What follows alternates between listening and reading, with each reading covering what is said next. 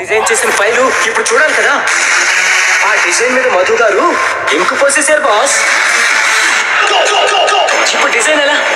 అసలే టైం లేదు. మీరెలా చూస్తారు? కష్టమేముంది, మళ్ళీ డిజైన్ చేస్తుంది. ఆ ప్రాజెక్ట్ కి ఇంకా చాలా టైం ఉంది.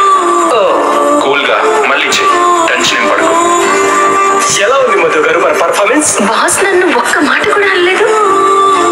ఎలా? జల్ మహిమ ఇదంతా. అంటే జల్ అంటే జల్లే.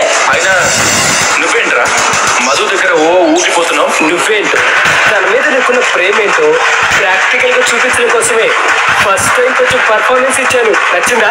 పిచ్చి పిచ్చిగా మాట్లాడకు. ఇప్పుడే ప్రూవ్ చేస్తాను చూడు.